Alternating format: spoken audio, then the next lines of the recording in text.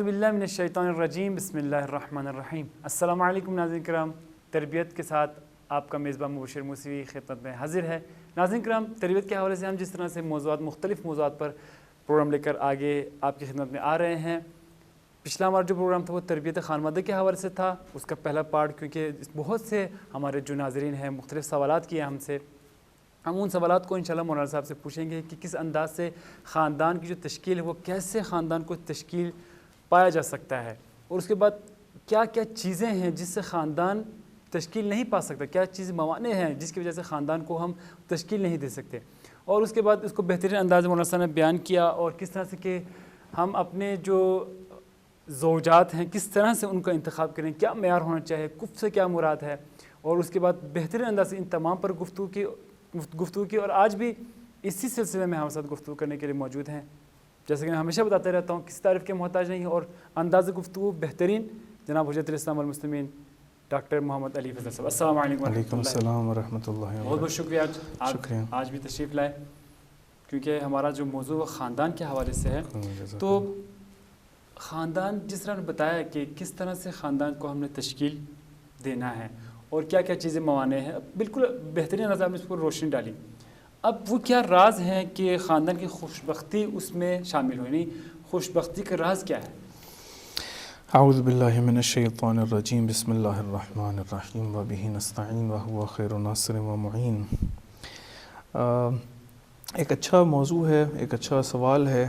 دیکھیں، ہم لوگ جب ایک خاندان کو تشکیل دے دیتے ہیں، لیکن اس کے بعد ہم لوگوں کو بعض اوقات یہ معلوم نہیں ہے کہ انسان کس طرف بڑھ رہا ہے۔ یعنی ممکن ہے کہ ایک خاندان جب تشکیل پا جائے تو اس کے بعد وہ کسی ایسی طرف بڑھنا شروع ہو جائے کہ جہاں پر اس کے اپنے نفس کا اطمینان حاصل ہو۔ میں کئی ایسے خاندانوں کو جانتا ہوں کہ جو یا پھر خود بہت ساری مثالیں جو بعض اوقات کوئی مومنین وغیرہ ذکر کرتے ہیں کہ ایک انسان اپنے آپ کو اس جگہ پہ سکون میں محسوس کرتا ہے کہ چونکہ میں اپنے حقوق انجام دے رہا ہوں، بس اس وجہ سے میرے لیے یہ کافی ہے، اور ابھی اور کچھ تقاضا نہیں ہے میرا کہ میرا جو کف ہے یا جو میری زوجہ ہے اس کو کیسے اعمال انجام دینے ہیں۔ بالکل ایسا ہی۔ اچھا، جب ہم لوگ بات کریں گے کسی بھی خاندان کے خوشبختی کے راز کے حوالے سے، تو خاندان کی خوشبختی کے راز میں جو سب سے پہلا راز خداوند عالم قرآن میں ذکر کرتا ہے وہ تقویٰ ہے، وہ دینداری ہے۔ کیا بات! یعنی تقویٰ اور دینداری خداوند عالم سورہ حجرات کی 13 نمبر آیت میں فرماتا ہے، 13ویں آیت میں، یا ایھا الناس انا خلقناکم من ذکر و انثی، اے لوگو، اے ناس، ہم نے تمہیں خلق کیا ہے ذکر اور انثی سے، مذکر اور مؤنث سے، وجعلناکم شعوبا و قبائل، ہم نے تمہیں شعب گروہ کے اندر اور قبیلوں کے اندر قرار دیا ہے۔ کیوں قرار دیا ہے؟ اس لیے قرار نہیں دیا کہ تم اس کے اوپر فخر کرنا شروع کر دو، اس لیے قرار نہیں دیا کہ تم مباحات کرنا شروع کر دو کہ میں فلاں قبیلے سے ہوں، تو یہ تو وہی عرب بدوؤں کی بات آ جائے گی۔ خداوند عالم اس قبیلے اور گروہ کے اندر تقسیم اور قرار دینے کی وجہ خود بیان کرتا ہے۔ کیوں؟ لتعارفوا، تاکہ تمہیں پہچانا جائے، تاکہ تمہیں پتہ چل جائے کہ تم کون ہو۔ انا اکرمکم عند اللہ اتقاکم، دیکھو، لیکن تمہیں میں نے قبیلہ بہترین میں خلق کیا ہے، تمہیں بہترین قبیلے میں خلق کیا ہے، لیکن پھر بھی خداوند عالم کے نزدیک کریم ترین وہ ہوگا، بہترین وہ ہوگا، خداوند عالم کے نزدیک ترین وہ ہوگا کہ جو تم لوگوں میں سے سب سے زیادہ متقی ہوگا۔ پروردگار نے یہ نہیں کہا کہ جو تم لوگوں میں سے متقی ہوگا، اتقاکم، جو تم لوگوں میں سے سب سے زیادہ متقی ہوگا۔ بس اس کا مطلب یہ ہوا کہ جو جتنا متقی ہوتا چلا جائے گا اتنا خدا کے قریب ہوتا چلا جائے گا۔ اب جب ہمارا خاندان الہی خاندان ہے، اب جب ہم یہ چاہتے ہیں کہ خاندان کی تشکیل ایسی ہو کہ جو خداوند عالم کے اس تمام مشیت کے مطابق عمل کرتے ہوئے اپنے مقصد حیات کو پالے، اب اس مقصد حیات کو پانے کے لیے خوشبختی کا پہلا راز یہ ہے کہ جب خاندان کے افراد تقویٰ میں ایک دوسرے سے بڑھنے کی کوشش کریں گے، ایک دوسرے کی مدد کریں گے۔ اگر والدین صبح فجر کی نماز کے لیے اٹھتے ہیں، وہ محبت سے، پیار سے، الفت سے اپنی اولاد کو صبح کی نماز کے لیے اٹھائیں۔ سب سے پہلے تو ضروری ہے کہ والدین خود سے اٹھیں، اور خود سے اٹھ کر آہستہ آہستہ جب ان کے بچے دیکھنا شروع کریں گے کہ ہمارے والدین صبح کی نماز کے لیے اٹھتے ہیں اور اس خلوت میں اور اس تنہائی میں اور اس خاموشی میں اللہ اکبر کی اذان کے بعد خداوند عالم کہ آگے تکبیرۃ الاحرام اللہ اکبر کہہ کے اس کے بعد سر کو جھکاتے ہیں تو یقیناً ان کی اولاد بھی اسے سیکھ رہی ہے. بالکل ایسے ایک دوسرے سے تقویٰ میں آگے بڑھنے کی کوشش کریں گے. بہترین صوت کے ساتھ بہترین لہن کے ساتھ قرآن کی تلاوت کریں. شوق سے قرآن کی تلاوت کریں. جتنا شوق سے قرآن کی تلاوت کرنا شروع کریں گے اسی قدر آپ کی اولاد جب آپ کو دیکھے گی کہ آپ قرآن کی تلاوت کر رہے ہیں اسی طرح سے بڑھنا شروع ہو جائے گی.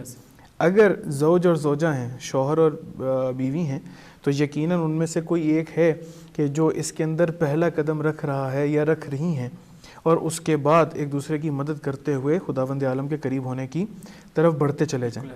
دوسرا جو پروردگار قرآن کے اندر دیکھیں, ہم لوگ قرآن کی آیات اس لیے ذکر کرتے ہیں چونکہ خداوند عالم نے قرآن کو ہدایت کا خزانہ قرار دیا ہے قیامت تک کے لیے. لا رطب ولا یابس الا فی کتاب مبین. پروردگار نے انسان کی ہدایت کے لیے جو خشک و تر ہے وہ سب کا سب قرآن کے اندر محفوظ کر دیا, اپنے کلام کے اندر محفوظ کر دیا. ہر زمانے کے اعتبار سے یہ تفسیر کرتا ہے کہ تمہیں زمانے کے اندر کس طرح سے رہنا ہے, کس طرح سے چلنا ہے, کس طرح سے آگے بڑھنا ہے, کس طرح سے اس مقصد حیات کو پانا ہے. اسی لیے قرآن میں خداوند عالم ایک اور مقام پہ فرماتا ہے کہ تم لوگ آپس میں خاندان کے افراد میں محبت ہونی چاہیے. سورہ روم کی 21 نمبر آیت میں خداوند عالم فرماتا ہے وَمِنْ آیَاتِهِ أَنْ خَلَقَ لَكُم مِّنْ أَنفُسِكُمْ أَزْوَاجًا لِتَسْكُنُوا إِلَيْهَا. ہم نے تمہیں جو خلق کیا ہے خَلَقَ لَكُم مِّنْ أَنفُسِكُمْ تمہارے ہی نفوس میں سے ازواج خلق کیے ہیں لِتَسْكُنُوا إِلَيْهَا تاکہ تم سکونت اختیار کرو. وَجَعَلَ بَيْنَكُمْ مَوَدَّةً اور پروردگار ہی نے جہاں پر خلق کیا ہے وہیں پر تم لوگوں کے درمیان مودت کو قرار دیا ہے, الفت کو قرار دیا ہے. خوشبختی کا راز ہے جہاں پر محبت اور الفت ہو, جہاں پر باہمی رواداری ہو, جہاں پر ایک دوسرے سے محبت کا اظہار ہو, جہاں پر ایک دوسرے سے انسان بتلا سکے کہ میں تمہیں خدا کے لیے محبت کرتا ہوں, میں تم سے خداوند عالم کے لیے محبت کرتا ہوں. یہ پروردگار کی طرف سے رحمت ہے, خاص عنایت ہے کسی خاندان کے لیے کہ جہاں پر اس کے افراد ایک دوسرے سے محبت کرتے ہوں لیکن محبت بھی خدا کے لیے کرتے ہوں. جب خدا کے لیے کرتے ہوں گے یقیناً ان کی مدد اور معاونت ساتھ ساتھ چلتی رہی.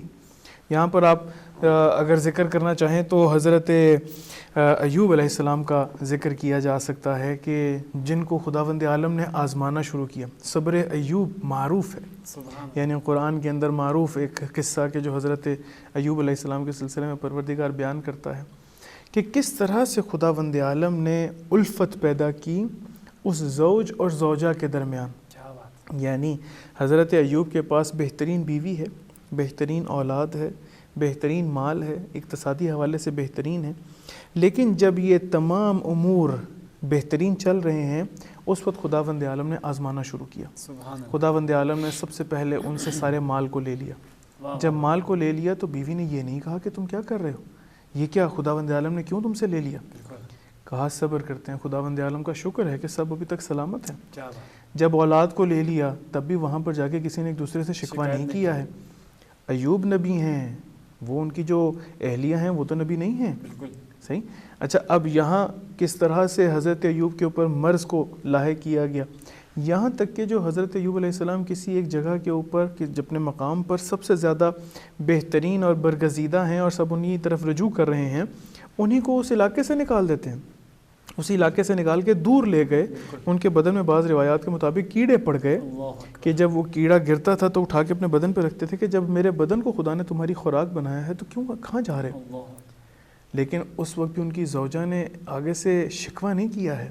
بالکل ایسے. اب یہ ایک ایسی محبت اور ایک ایسی الفت کی مثال ہے خداوند عالم کی, اتنی پسندیدہ, کس قدر خوبصورت. ایک مقام پر آ کر ایک بڑا خوبصورت نقطہ کہ جو بعض روایات میں ملتا ہے, ایک مقام پر آ کر حضرت ایوب علیہ السلام کی زوجہ نے کہا, جب ان کو گاؤں سے نکال دیا, اس جگہ سے نکال دیا اور وہ واپس جایا کرتی تھیں اور وہاں پر کام کاج کیا کرتی تھیں, ان کے لیے کھانے کا بندوبست کرتی تھیں اور یہ اس گاؤں سے یا علاقے سے دور رہا کرتے تھے حضرت ایوب علیہ السلام. تو ان کی زوجہ نے آ کر ایک دفعہ کہا کہ اے ایوب, آپ کیا آیا خداوند عالم کے نبی نہیں ہیں؟ تو اس نے کہا ہاں میں نبی ہوں خدا کا. اس نے کہا جب پروردگار کے نبی ہیں تو خداوند عالم سے کیوں تقاضا نہیں کرتے کہ پروردگار اس مشکل کو آسان کر دے, حل کر دے, اس مسئلے کو آسان کر دے. ہمارے معاشرے کا ہے نا مسئلہ, ایک ذرا سی مشکل پڑتی ہے انسان اتنا بے چین ہو جاتا ہے, اتنا مضطرب ہو جاتا ہے کہ اپنے آس پاس کے افراد پہ غصہ کرنے لگتا ہے. اپنے آس پاس کے افراد کے اوپر ان کے اوپر غصہ کرتا ہے، ان کے اوپر ساری اپنی سٹریس کو نکال دیتا ہے کہ تمہیں نہیں پتہ.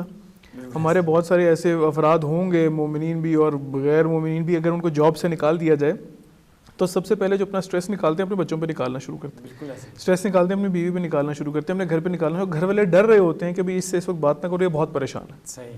بھئی حضرت ایوب علیہ السلام سے زیادہ پریشان تو نہیں، یعنی اس قدر کہ وہ ان کے پاس سارا مال اولاد سب کچھ ہونے کے بعد گاؤں میں عزت، علاقے میں عزت، ان کو نکال دیں وہاں سے. اچھا جب نکال دیا، ان کی زوجہ نے آگے پوچھا کہ اے ایوب آپ نبی نہیں ہیں؟ جس طرح سے انسان کہتا ہے کہ مولا ہم آپ کے ماننے والے ہیں، یہ مشکل کیوں؟ بالکل ایسے. اے خدایا ہم تیری اطاعت کرتے ہیں پھر بھی یہ مشکل کیوں؟ مجھے کوئی بتا رہا تھا کہ ایک خاتون ہے نیو یارک میں، انہوں نے حجاب کرنا چھوڑ دیا. تو ان سے کسی نے پوچھا کہ حجاب کرنا کیوں چھوڑ دیا؟ تو آگے سے ان کا جواب سن کے میری تو روح کانپ گئی. وہ آگے سے کہتی ہیں کہ میں نے جس سے شادی کی تھی اس نے مجھے طلاق دے دی. جب خداوند عالم نے میرا خیال نہیں رکھا تو میں خداوند عالم کی شریعت کا خیال کیوں رکھوں؟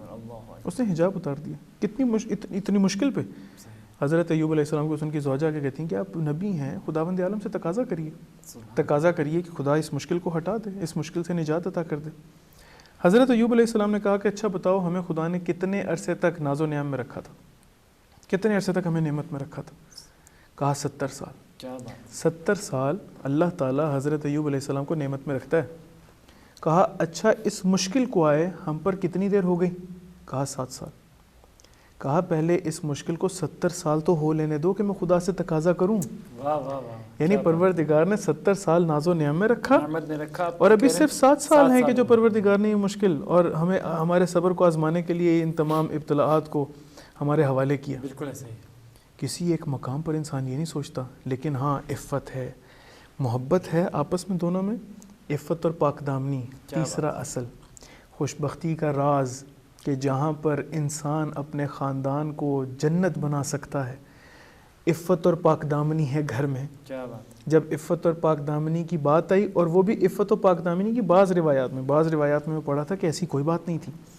حضرت ایوب علیہ السلام نے اس لیے قسم کھائی تھی کہ میں شفا یاب ہونے کے بعد اپنی زوجہ کو 100 کوڑے لگاؤں گا، کیونکہ شیطان آیا، جو روایات میں ملتا ہے، اور نعمت اللہ جزائری نے اپنے قصص القرآن کے اندر اس روایت کو ذکر بھی کیا ہے.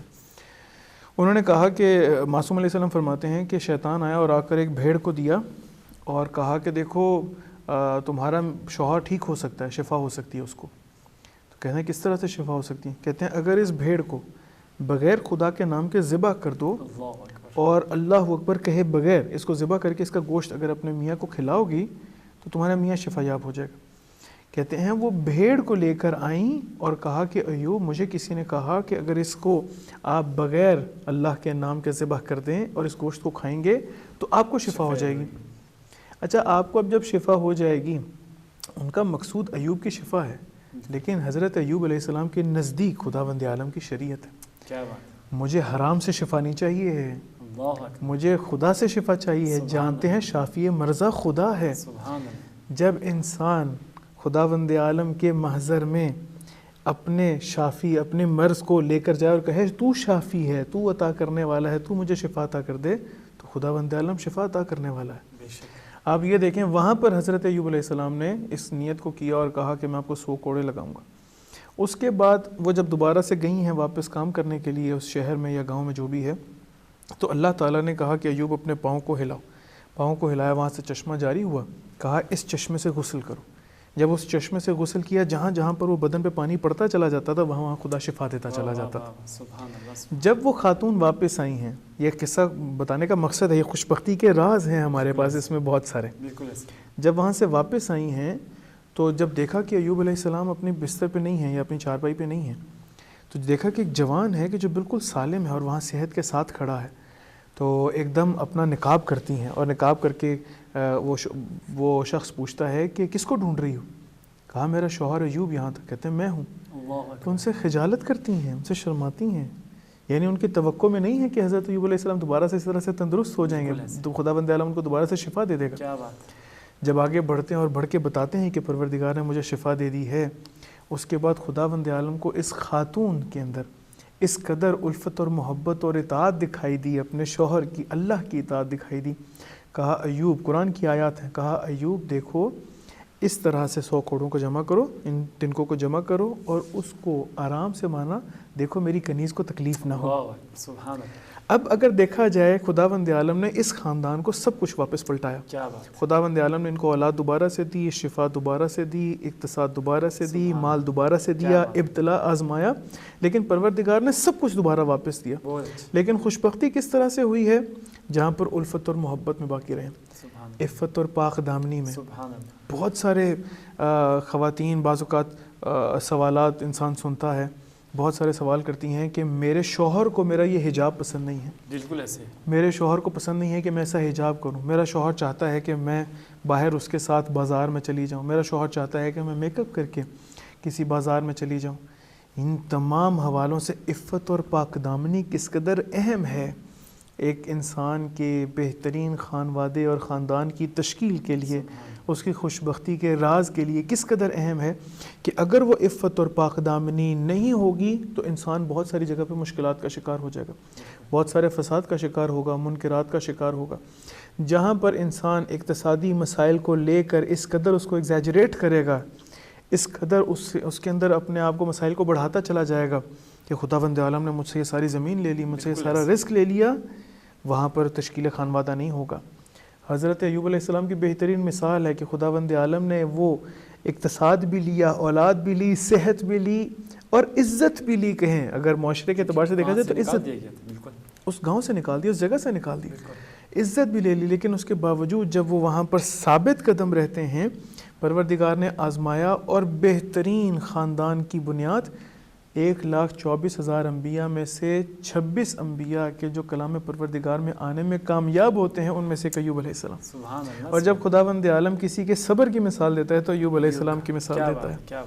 خاندان کو خوشبخت بنانے کے لیے ان تمام امور کا ایک ساتھ رکھنا، ان تمام امور سے اپنے خاندان کو مزین کرنا بہت ضروری ہے۔ بہت بہترین انداز سے آپ نے ابھی بتایا کہ کس طرح سے خوشبختی کے راز، اور جس طرح سے آپ نے مثال قرآن سے ہی آپ نے بیان کیا، ہمارے ناظرین انشاءاللہ مستفید بھی ہوئے ہوں گے انشاءاللہ، اور ایوب کی آپ نے مثال دی۔ اب جو خاندان جو تربیت ہے اس میں کون سے ایسے اقدار ہیں جس کو ہم اپنائیں؟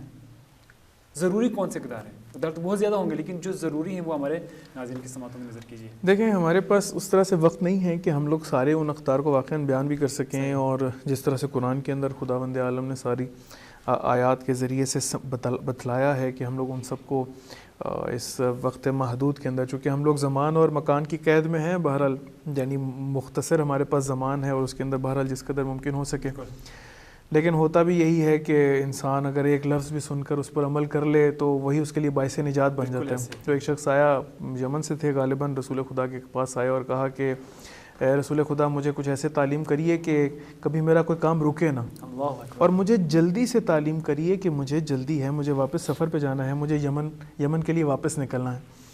تو کہا اچھا تم جو کام کرو اس کو بسم اللہ الرحمن الرحیم سے شروع کرو، بسم اللہ پڑھ کر شروع کرو۔ ایک جملہ لے کر چلا گیا۔ اب جب وہ اسی کے اندر غور کرنے لگا کہ بسم اللہ الرحمن الرحیم، کہ میں اللہ کے نام سے شروع کرتا ہوں جو رحمان اور رحیم ہے، اب جب وہ کام کرنے لگا اور بسم اللہ پڑھتا تھا، اللہ کا نام لیتا تھا، تو سوچتا تھا یہ تو کام نہیں ہے کہ جو میرا اللہ چاہتا ہے۔ واہ واہ واہ، کیا بات۔ بس یہ ایک جملہ لے گیا لیکن اس کی زندگی سنور گئی۔ اسی طرح سے بہت سارے ہمارے پاس جملے، لیکن ہم لوگ ایک قدر تھوڑا بریک لیتے ہیں انشاءاللہ۔ بریک کے بعد اس کو دوبارہ سے یہیں سے ہی ہم شروع کریں گے کہ کون سے اقدار جو ہیں وہ ضروری ہیں۔ ناظرین ہمارے ساتھ رہیے گا انشاءاللہ، ایک چھوٹا سا بریک لیتے ہیں، اس کے بعد دوبارہ آپ کی خدمت میں حاضر ہوں گے۔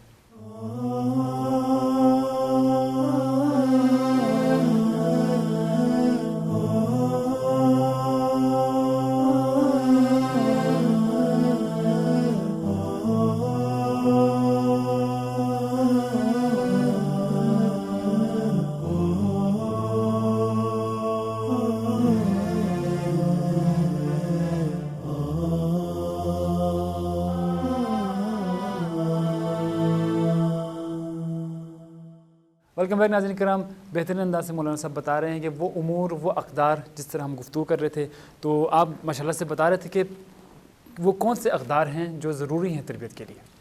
دیکھیں جب ہم لوگ بسم اللہ الرحمن الرحیم، ہم لوگ جب اقدار کی بات کرتے ہیں، یعنی اقدار کو اگر انگلش میں ٹرانسلیٹ کیا جاتا ہے کہ ہمارے ناظرین کے لیے بھی وہ قابل فہم ہو سکے، تو اس کو ویلیوز کے نام سے کہا جاتا ہے، یعنی انگریزی میں اس کو ویلیوز کہتے ہیں۔ ہم لوگ جب ویلیوز کی بات کرتے ہیں تو زندگی میں بہت ساری ویلیوز کے قائل ہوتے ہیں. صحیح. ویلیوز کے قائل مثلاً صاف لباس پہننا ایک قدر انسانی ہے، پاکیزہ لباس پہننا ایک قدر انسانی ہے. صحیح. لیکن جب ہم لوگ خوشبختی، انسان کے خاندانی خوشبختی کی بات کرتے ہیں تو اس میں جو بعض ویلیوز جو سب سے زیادہ اہمیت کی حامل ہیں، چونکہ وقت کی بہرحال محدودیت کے حوالے سے ہم لوگ چند کا ذکر کر سکتے ہیں. جی بسم اللہ. اس میں تعلیم ہے. یعنی سب سے پہلی چیز کہ انسان تعلیم یافتہ ہو، یعنی انسان کے ویلیوز جو انسانی خاندانی اقدار ہیں اس کے لیے تعلیم ضروری ہے. تعلیم سے مراد یہ نہیں ہے کہ انسان ضروری ہے کہ یونیورسٹی پڑھا ہو. ممکن ہے کہ ایک انسان یونیورسٹی پڑھا ہو لیکن متکبر ہو. ممکن ہے کہ ایک انسان یونیورسٹی پڑھا ہو اور اسی یونیورسٹی میں پڑھنے کی وجہ سے وہ اپنے دین کو کھو بیٹھے. صحیح. ایک شخص بتا رہا تھا کہ وہاں پر ڈیلس کی ایک یونیورسٹی میں کسی نے ویسٹرن فلسفی میں گریجویشن کیا. صحیح. تو ان کی والدہ پریشان ہو گئی اس حوالے سے کہ میرا بچہ پہلے نماز پڑھتا تھا اور ابھی وہ نماز نہیں پڑھتا.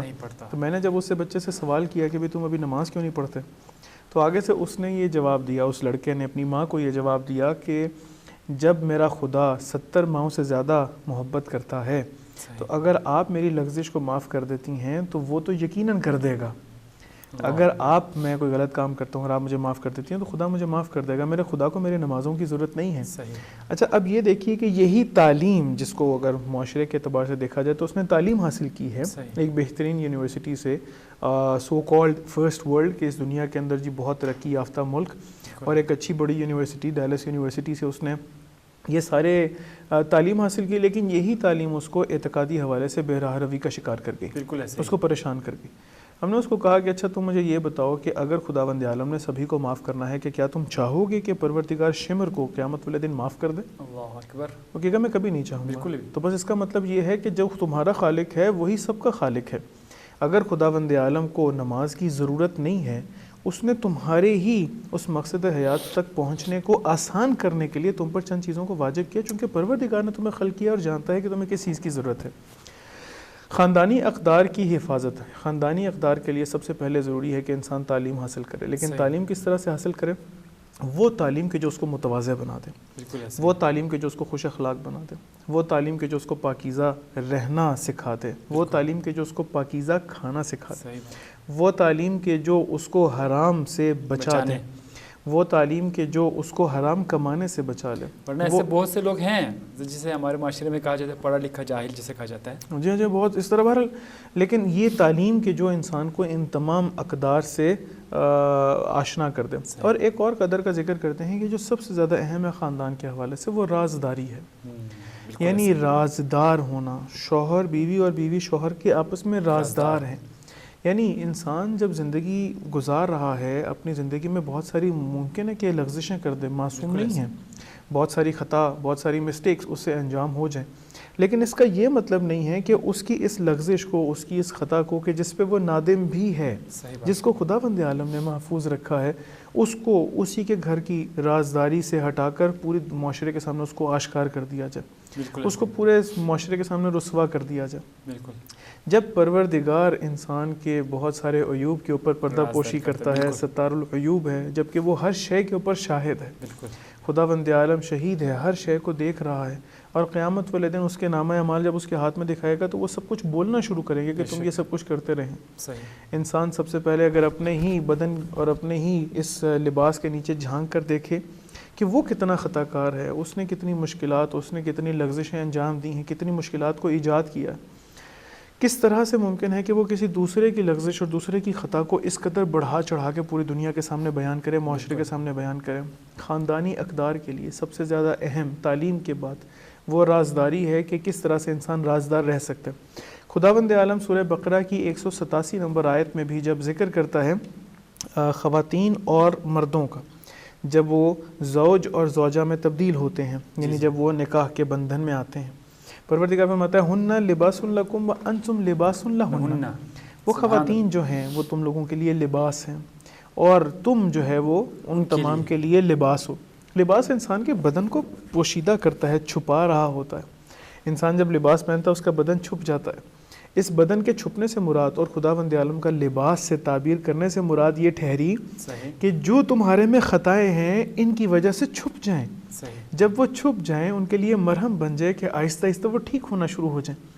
ہمارے معاشرے کے اندر سب سے بڑا مسئلہ یہ ہے کہ ہم لوگ دوسرے کے راز کو راز نہیں رہنے نہیں دیتے، رکھتے، بالکل اس کے اندر جو مشکل ہے پوری معاشرے کو بتانا شروع کرتے ہیں، بالکل پوری صحیح۔ سوسائٹی کو اس سے آگاہ کرنا شروع کرتے ہیں، اس کو رسوا کرنا شروع کرتے ہیں۔ بلکہ بہرحال بڑے افسوس کے ساتھ کہنا پڑتا ہے کہ بعض اوقات تو یہ جملہ سننے کو ملتا ہے کہ اس کی کمزوری میرے ہاتھ میں ہے، بالکل اور جب اس کی کمزوری میرے ہاتھ میں ہے تو اسی وجہ سے میرے ساتھ وہ آرام سے بات کرتا ہے، میرے ساتھ وہ اس طرح سے بہت زیادہ بڑھ چڑھ کر بات نہیں کرتا۔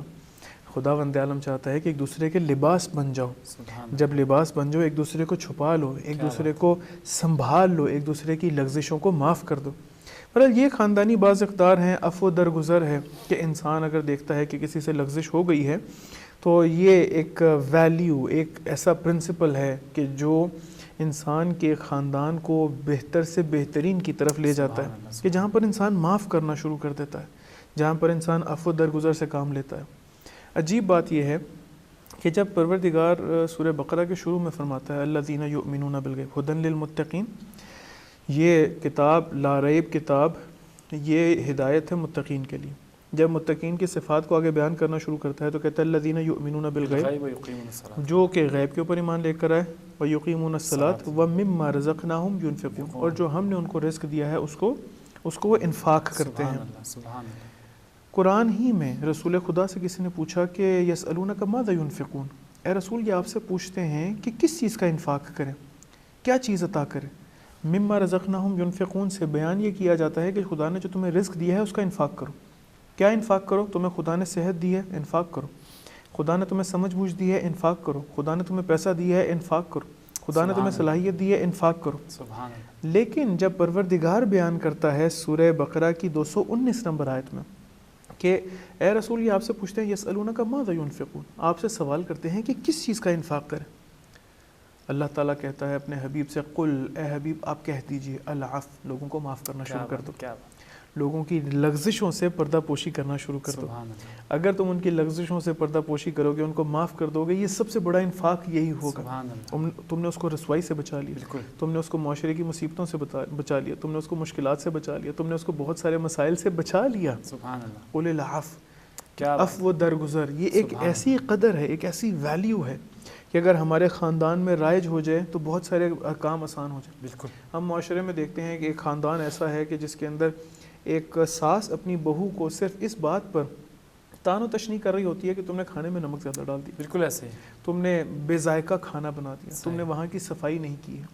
اس کی تمام تر مصروفیات کو دیکھنے کے باوجود کہ اس کے اوپر کتنی ذمہ داریاں ہیں، اس کے باوجود وہ ان تمام امور کی طرف توجہ نہیں دیتی۔ نہیں دیتا، بالکل، لیکن خداوند عالم کہتا ہے دیکھو اگر تم نے اپنے خاندان کو ٹھیک بنانا ہے تو اس ویلیو کو اپنا لو، کیا بات ہے، اس پرنسپل کو اگر اپنی زندگی کے اندر مزین کر لو گے، عفو درگزر کو، رازداری کو، کیا بات، تعلیم و تربیت کو، تو دیکھو تمہارا خاندان کہاں تک سبحان پہنچتا ہے، اللہ، ماشاء اللہ، دیکھو تمہارا خاندان کس طرح سے بڑھنا شروع کرتا ہے اور کس طرح سے کہ الہی کیا خاندان بن بات ہے، سکتا ہے۔ بہترین انداز سے اقدار کو آپ نے ذکر کیا کہ کون کون سے اقدار ہیں جن کو ہم اپنائیں گے تو ہماری زندگی وہ خوش بختانہ طور پر ہم زندگی گزار سکتے ہیں، بہترین انداز۔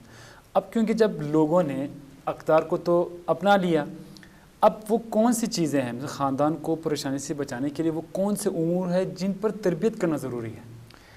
دیکھیں اگر ہم لوگ ان کے اندر بھی جائیں تو یہ ایک بہت ہی لمبا موضوع ہے، صحیح، لیکن ہم لوگ بعض چیزیں ایسی ہیں کہ اگر ان کو جس طرح سے بھی کہا نا کہ تعلیم و تربیت ہے، عفو درگزر ہے، ایک دوسرے کی رازداری، یہ تین نکات، جی، تعلیم و تربیت، تعلیم، علم حاصل کرنا صحیح، تاکہ الہی خاندان بن سکے، بالکل، لیکن علم کیسا ہم نے بیان کیا، درست، عفو درگزر، معاف کر دینا، یہ جو عفو درگزر کر دینا ہے، یہ معاف کر دینا ہے، یہ انسان کو بہت ساری مصیبتوں سے، بہت ساری مسائل سے بچا لیتا ہے۔ بالکل ایسے، تیسری چیز جو بیان کی وہ رازداری، یعنی ایک دوسرے کو رسوائی سے بچا لینا، یہ جو رسوائی سے بچا کر معاف کر دینا ہے، یہ ہم نے تین چیزیں بیان کی۔ اگر اسی طرح سے اگر ہم لوگ آگے بڑھیں اور کہیں کہ کس طرح سے ہم لوگ خاندان کو آگے لے کے بڑھ سکتے ہیں، اس کے اندر جو سب سے اہم نقطہ ہے کہ جس کی شریعت نے بہت زیادہ تاکید کی ہے، جس کو بہت زیادہ بیان کیا، وہ صلہ رحمی ہے۔ کیا بات ہے، وہ صلہ رحمی ہے، یعنی صلہ رحمی یعنی آپ اپنے اقربا سے، یہی جو آپ کا خاندان ہے، آپ اسے جڑ کر ہو، سل عشیرتک یعنی اپنے عشیرہ سے، اپنے خاندان سے، اپنے قبیلے سے جڑ کے رہو، کہ یہ جڑ جانا تمہارے لیے طاقت بن جائے گا. سبحان اللہ. یہی تمہارے لیے طاقت بن جائے گا. کس چیز کے لیے؟ تمہارے جتنے بھی ایسے دشمن ہیں کہ جو تمہیں خداوند عالم کے قریب نہیں ہونے دے رہے، یہ تمہاری مدد کرنا شروع کر دیں گے کہ تم خداوند عالم تک پہنچتے چلے جاؤ. سبحان اللہ. بالکل تم مل جاؤ. کہ یہی بعض اوقات تو اس کو پرندے سے تشبیہ دی گئی ہے کہ یہی جو قبیلہ ہے تمہارے دو پر ہیں، اگر ان سے کٹ جاؤ گے تو تمہاری اڑان رک جائے گی، تمہارا اڑنا اور تمہارا جو بڑھنا ہے وہ رک جائے گا. بالکل ایسے.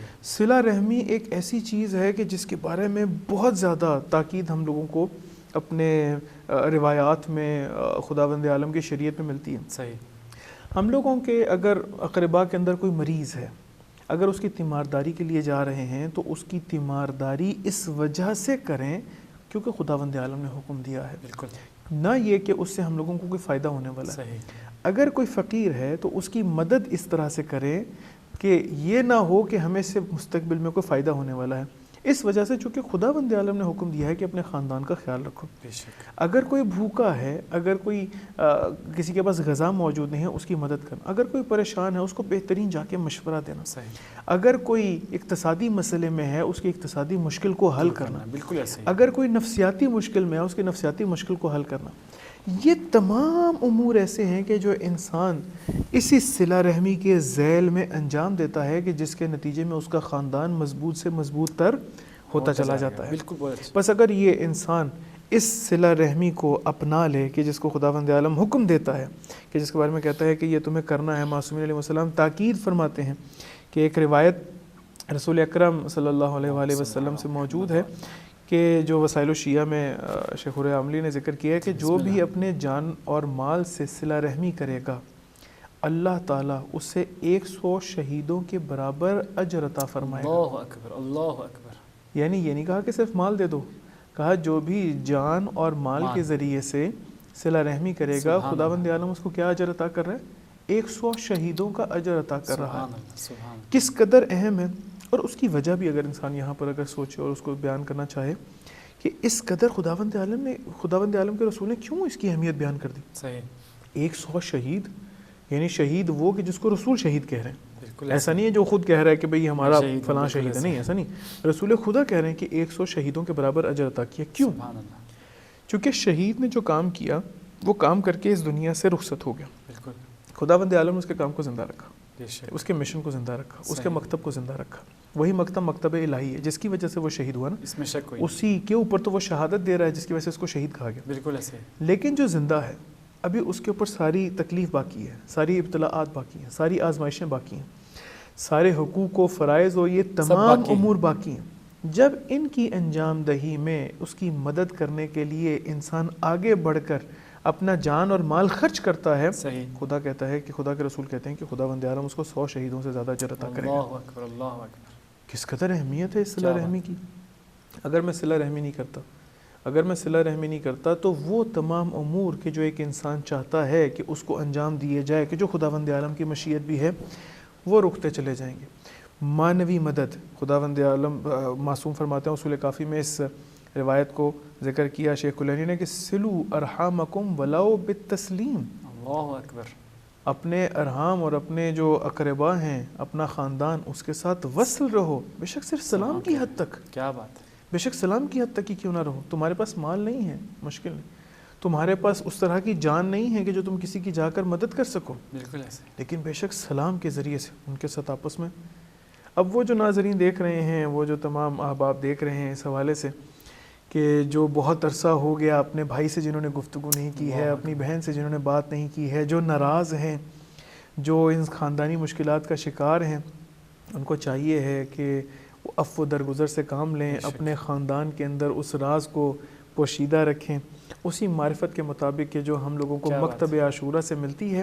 اور ابھی اپنے بھائی کو، اپنی بہن کو، وہ اپنے رشتہ داروں کو کہ جن سے وہ ناراض ہیں، ابھی ان کو کال کریں، ان سے ملیں، وہ عفو درگزر سے کام لیں تاکہ یہ آپس میں مل سکیں. سبحان اللہ. ماشاء اللہ بہترین انداز ہے. ہم کیونکہ ابھی صلہ رحمی کے حوالے سے گفتگو کر رہے ہیں، ابھی میں چاہ رہا ہوں کہ تھوڑا سا اس کو خود صلہ رحمی ہے کیا چیز، کیونکہ ہمارے بہت سے ناظرین نام تو سنتے رہتے ہیں صلہ رحمی صلہ رحمی بھائی صلہ رحمی.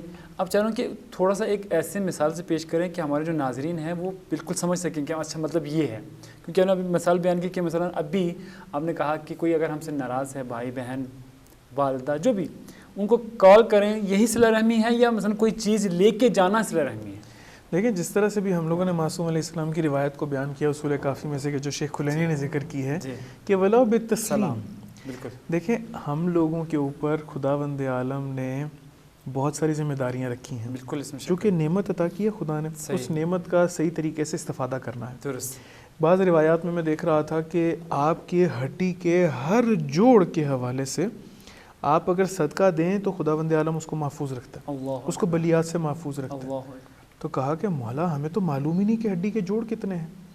بعض روایات کے اندر اس کے عدد کو بیان کیا گیا کہ تمہیں اتنے عدد کے مطابق روز کا صدقہ نکالنا. اللہ اکبر. کہا مولا میرے پاس تو اتنا مال نہیں ہے، تو میں کس طرح سے اتنا صدقہ نکالنا شروع کر دوں؟ کیا بات. کہا جب تم گھر سے نکلتے ہو تو بسم اللہ پڑھ کر نکلتے ہو، خداوند عالم اس بسم اللہ کو صدقہ شمار کرتا ہے اور تمہیں محفوظ رکھتا ہے. اللہ.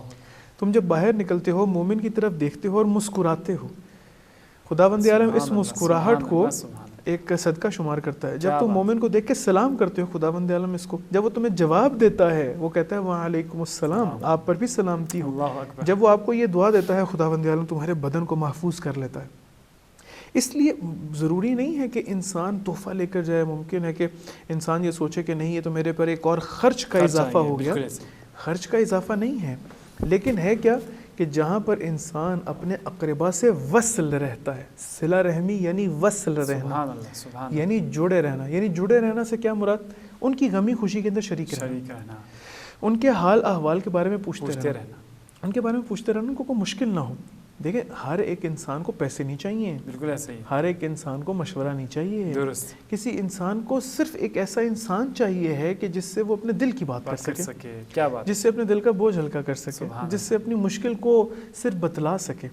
ابھی ممکن ہے کہ بہت سارا انسان کسی دوسرے اپنے رشتہ دار کی مدد کر سکتے ہوں کسی جگہ پہ معرفی کرا کے، اس کو وہاں پر بھیج کے. صحیح. اب نہ اس کے پیسے ہیں، نہ اس کا مشورہ ہے، کچھ بھی نہیں ہے. یہی ایک دوسرے سے جڑا رہنا وصل کہلاتا ہے. کیا بات. یہی صلہ رحمی ہے کہ جہاں پر ایک رحم سے سارے ہیں، ایک شکم سے سارے ہیں اور آپس میں وصل رہتے ہیں تاکہ طاقتور رہیں. سبحان اللہ.